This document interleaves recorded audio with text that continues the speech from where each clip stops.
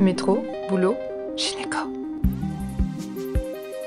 Le micro des gynécos, les podcasts de la GOF. Bonjour à toutes et à tous et bienvenue sur la chaîne podcast du micro des gynécos. Léa a le plaisir de recevoir à nouveau le docteur Karl, gynécologue obstétricien récemment retraité, ayant consacré l'ensemble de sa carrière au centre hospitalier de l'Ouest guyanais Franck Joly à Saint-Laurent-du-Maroni en Guyane. Aujourd'hui, il va nous donner son avis d'expert sur le rétrovirus HTLV1. Bonjour Dr Karl, merci de revenir à nouveau sur la chaîne du micro des gynécos. Cette fois-ci, c'est pour nous faire part de votre expérience sur l'HTLV, le virus HTLV1 et HTLV2, des rétrovirus dont vous allez nous parler. Tout d'abord, est-ce que vous pouvez nous rappeler ce qu'est l'HTLV et son épidémiologie actuellement ? Oui, bonjour à vous et merci de pouvoir m'exprimer sur cette pathologie qui est trop méconnue. Donc, en fait, c'est une infection qui est méconnue, mais qui touche pourtant 20 millions de personnes dans le monde. 20 millions de personnes dans le monde, avec comme particularité que seulement 3 à 6% des patients infectés vont développer au cours de leur vie une pathologie qui peut être sévère, on va le voir. C'est une maladie qui est peu fréquente, puisque la prévalence en France est de 11 pour 10 000. Mais il y a beaucoup de gens qui viennent du monde entier en France et plusieurs régions du monde sont concernées. Le sud du Japon, mais surtout l'Afrique centrale, avec des prévalences allant jusqu'à 1000 pour 10 000 au Nigeria, par exemple. Toute l'Amérique du Sud et les Caraïbes, et notamment les Antilles françaises et la Guyane. Pour exemple, à l'ouest de la Guyane, dans la région du Maroni, nous avons 40% des femmes de plus de 50 ans qui sont séropositives. Et en France, si on sélectionne les patients originaires d'Afrique ou des Antilles-Guyane, on trouve une prévalence de 2 à 3%. Est-ce que vous pouvez nous rappeler ce qu'est le virus HTLV ? Alors en fait, ce sont les virus HTLV. HTLV, ça veut dire Human T-Cell Leukemia Virus. En effet, il y a 4 types, avec 2 principaux qui peuvent être pathogènes, mais surtout le HTLV1 qui est le plus pathogène et le plus répandu. C'est celui-là qu'on va parler. Il a été découvert en 1977 au Japon, puisqu'il y a un isolat de cette maladie au Japon, particulièrement. C'est en effet un oncorétrovirus ARN dont il existe une douzaine de sous-types, et savoir que ces sous-types varient en fonction de la localisation géographique. Donc en fonction du sous-type, on peut savoir de quelle origine vient le patient. La transmission de 3 types. La transmission de la mère à l'enfant, et donc on va le voir, c'est essentiellement par l'allaitement. La transmission in utero, si elle existe, elle est certainement très faible. Ensuite, c'est une transmission sexuelle, et ça on l'oublie toujours quand on parle des infections sexuellement transmissibles, avec une particularité d'être presque essentiellement dans le sens homme-femme. En effet, quand on étudie des couples discordants à long terme, on a une contamination homme-femme de 60%, mais une contamination femme-homme de 0,4% simplement. Mais malgré tout, ça reste une infection sexuellement transmissible. Troisièmement, la transfusion sanguine ou la toxicomanie intraveineuse. Actuellement, ça a quand même disparu à ce niveau-là, puisque tous les sangs transfusés sont testés pour le HTLV. Comment on l'explique que ce soit homme-femme plus fréquent que femme-homme ? J'ai pas d'explication. On l'explique pas. Donc il y a certainement un problème comme on l'a pu le démontrer, le passage du virus au niveau de la paroi vaginale nécessite des cofacteurs. On l'a montré pour le VIH, il y en a peut-être pour l'HTLV1, mais j'ai pas la réponse. D'après le nom du virus, Human T Lymphotropic Virus, sa pathogénicité se dirige plutôt en regard du système sanguin et engendre des lymphomes, c'est ça le risque de ce virus ? Oui, donc les Human T-Cell Leukemia Virus Leukémie, sorry. peut avoir comme conséquence, donc il infecte les cellules T et CD4 et va induire une prolifération lymphocytaire et qui peut entraîner ensuite secondairement des pathologies. Alors, quelles sont ces pathologies induites par l'HTLV1 chez l'homme ? Je rappelle que une particularité de cette maladie, c'est que seuls 5 à 6% des patients infectés présenteront une pathologie. Donc ça veut dire que ces patients, ils ont une épée de Damoclès sur la tête, d'autant plus qu'entre le moment de la contamination qui peut avoir lieu pendant l'allaitement, la plupart des pathologies arrivent à l'âge de 30, 40 ou 50 ans. Donc c'est assez, ça peut être angoissant, très difficile à expliquer. C'est vraiment une particularité de cette maladie. Donc seuls 5 à 6% des patients présenteront une pathologie. Donc ces pathologies, deux grands types. Premièrement, les lymphomes à cellules T, qu'on appelle les ATL, qui prédominent chez l'homme, avec deux formes. Une forme aiguë, avec présence de polyadénopathie, une hypercalcémie et d'autres signes lymphomateux, et qui est mortelle en quelques mois. Et des formes chroniques, avec une atteinte ganglionnaire, une atteinte hépatosplénique, une atteinte cutanée, et qui ont une survie de médiane de 24 mois. Oui, donc c'est une maladie très grave. Il y a des chimiothérapies qui sont proposées actuellement, elles sont très peu efficaces. Il faut savoir que la charge virale élevée, qu'on peut quantifier par PCR, est un facteur de mauvais pronostic. Deuxième grande pathologie induite par l'HTLV1, qu'on appelle les paraparésies spastiques tropicales, ou TSP. Là, la prédominance est féminine, survient vers l'âge de 50 ans, alors que les lymphomes, c'est surtout chez l'homme, vers l'âge encore plus jeune, autour de 30 ans. Ces paraparésies donnent un tableau de paralysie ascendante progressive avec un syndrome pyramidal. Donc, c'est des patientes qui, petit à petit, vont être gênées pour marcher et la situation va s'aggraver. Et en général, on va les étiqueter sclérose en plaques, qui est le diagnostic différentiel. D'autres pathologies peuvent être induites par ce HTLV1, je cite simplement, donc les pathologies associées, les hématodermies, des dermatophyties extensives, des gales très sévères.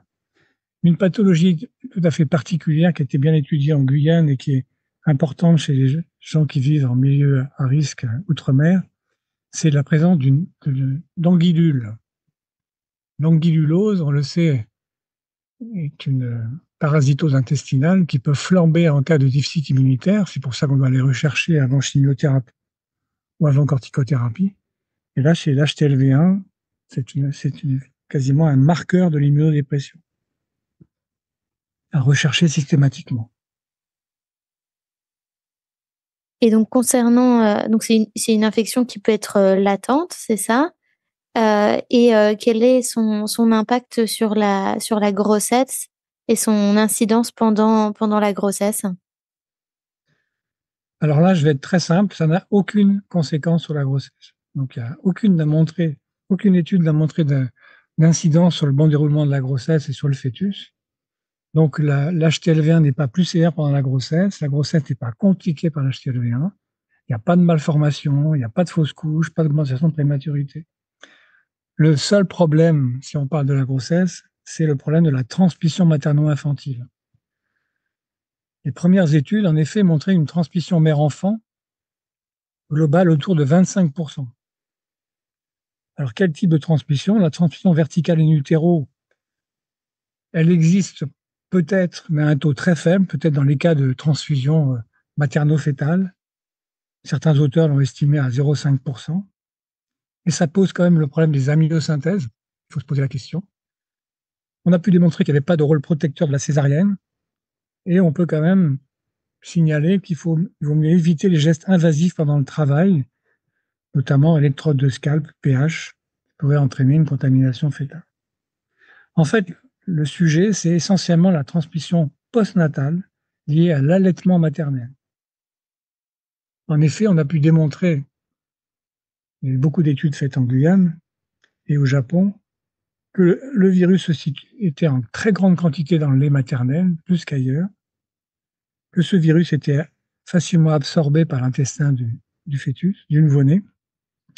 Les Japonais ont fait des études chez les jumeaux qui ont pu démontrer ce fait en mettant un des jumeaux au biberon et l'autre à l'allaitement maternel. Ils se rendaient compte qu'il n'y avait aucune contamination en cas de biberon, alors qu'une contamination de 20, 30 ou 40% chez le nourrisson nourri au sein. Et ce qui est important à savoir, c'est que ça a été démontré en Guyane, plus la période d'allaitement est longue, plus le taux de contamination est élevé.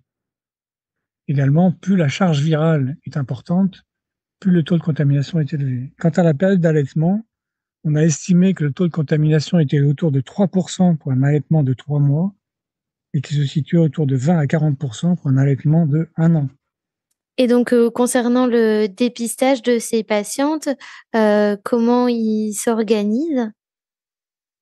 Alors, le dépistage se fait par sérologie au laboratoire, où le laboratoire va pratiquer un test ELISA à la recherche des deux principaux HTLV, c'est-à-dire l'HTLV1 et l'HTLV2.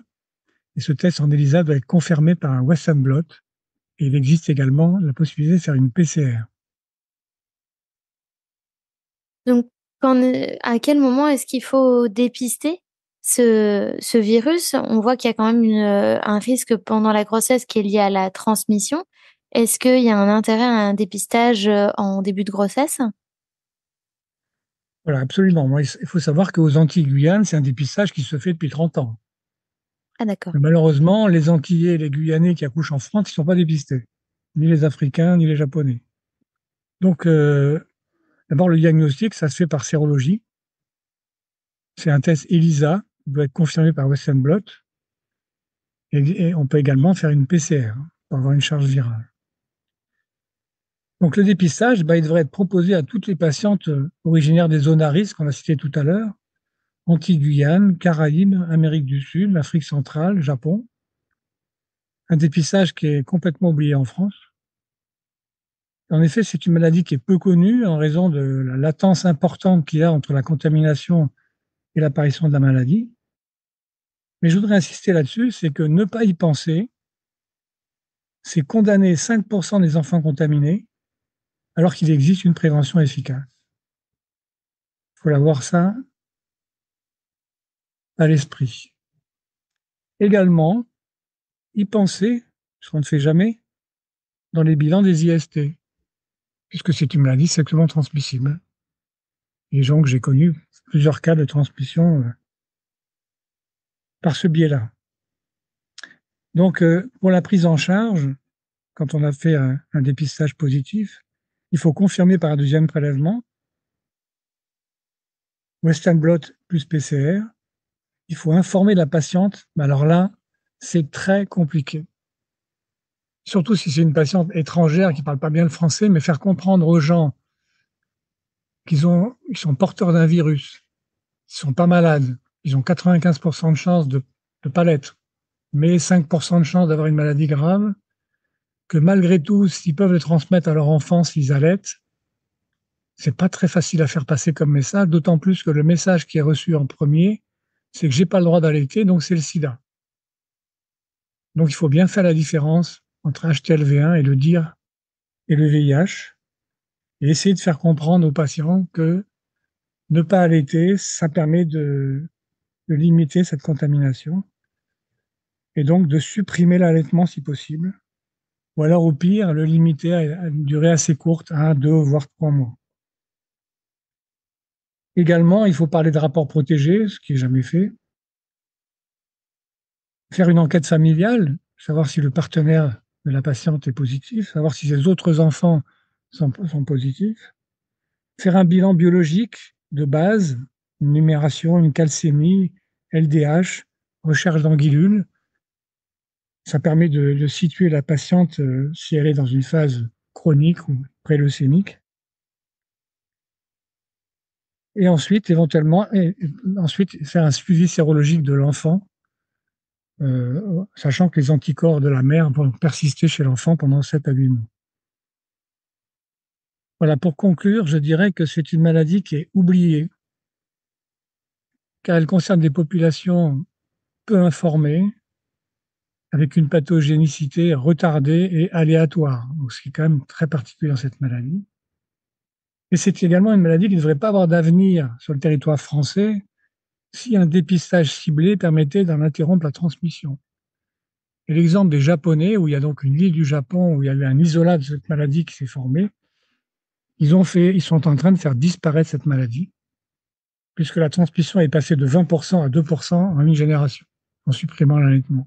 Donc c'est une maladie qui va disparaître du Japon. et qu'on pourrait faire disparaître du territoire français si on faisait un dépistage correct avec une prévention adaptée. Voilà. Merci beaucoup, docteur Karl. Donc, on a parlé de la conduite à tenir en cas de séropositivité.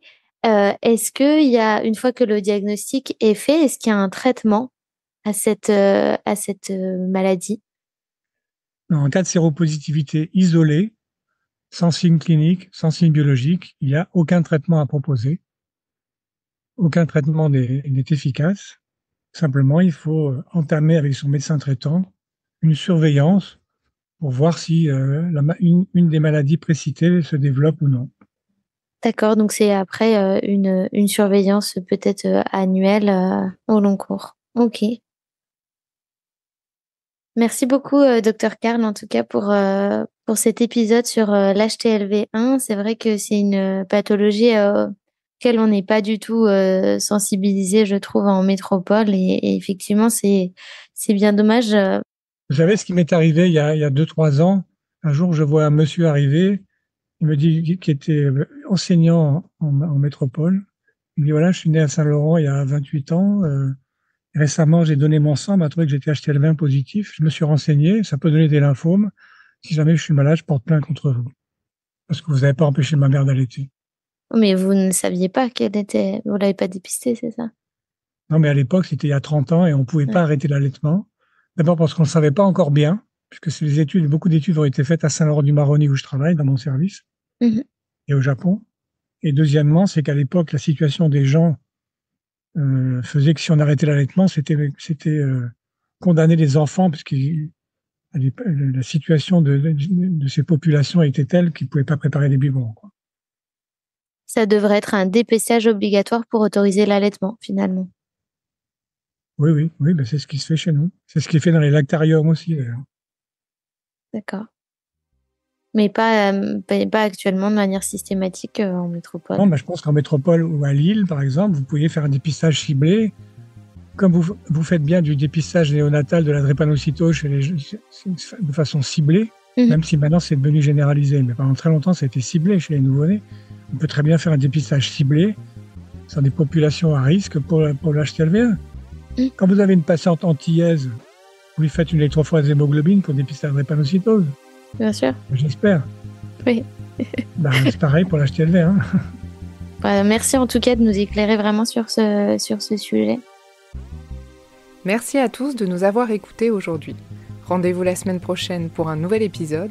Vous retrouverez toutes les ressources et références de ce podcast dans la description et surtout, n'hésitez pas à vous abonner à la chaîne, à lui accorder 5 étoiles, voire même à en parler autour de vous. Métro, boulot, gynéco.